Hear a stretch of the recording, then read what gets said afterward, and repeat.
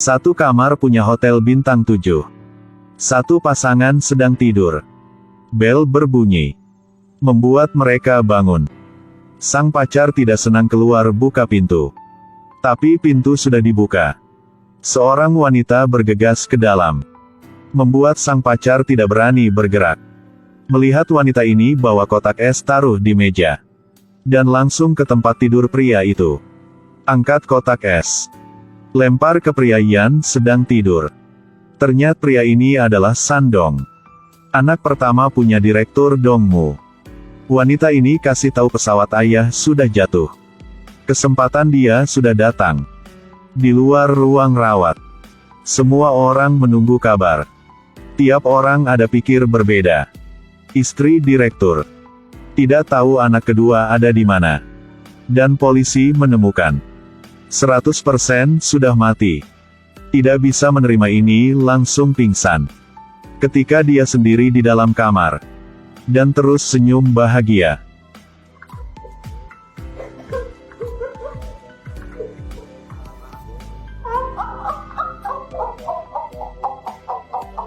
Adik di luar berpikir kakak dia sudah gila.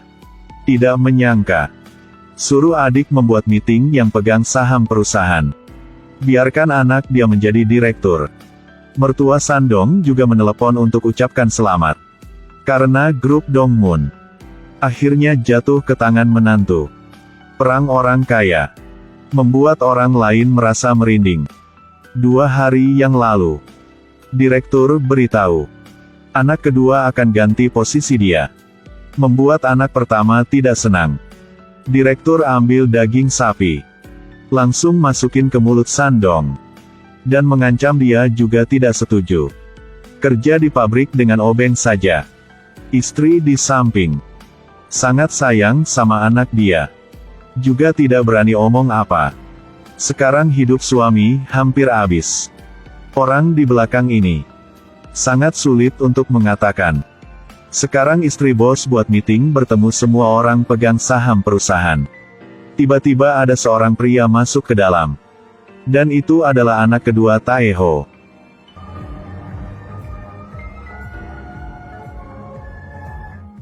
Nyonya di luar masih pura-pura baik saja. Tapi omongan dia kebaliknya. Dia sangat kaget. Bagaimana Tiho masih hidup? Tiho ambil kesempatan untuk mancing ibu. Tidak mau menjawab pertanyaan. Di depan pertanyaan dari reporter, Taeho sudah berbohong.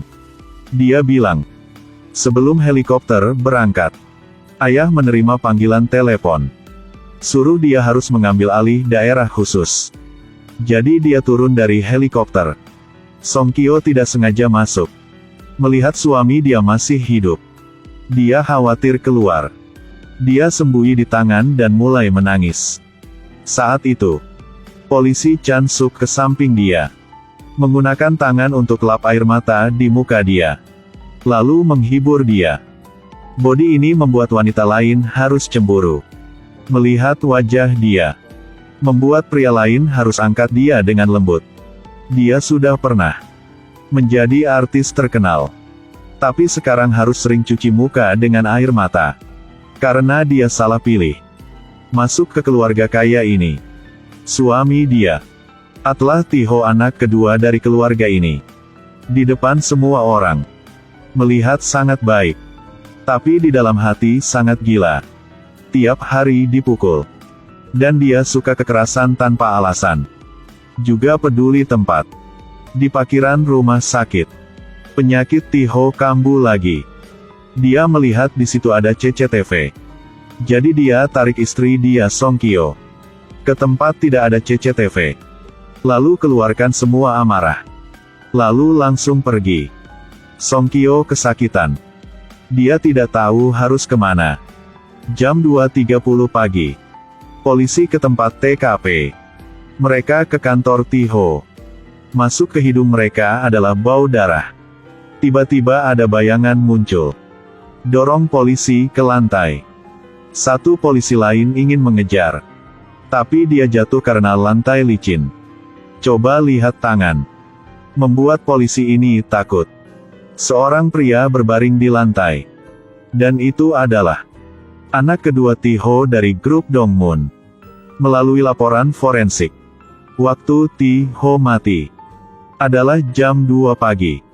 Pembunuh kemungkinan pakai pisau ini untuk bunuh dia. Polisi Chan Suk datang ke TKP bersama polisi yang tanggung kasus ini, karena tidak tahu identitas yang lapor. Jadi dari kematian korban, meriksa semua tindakan sebelum.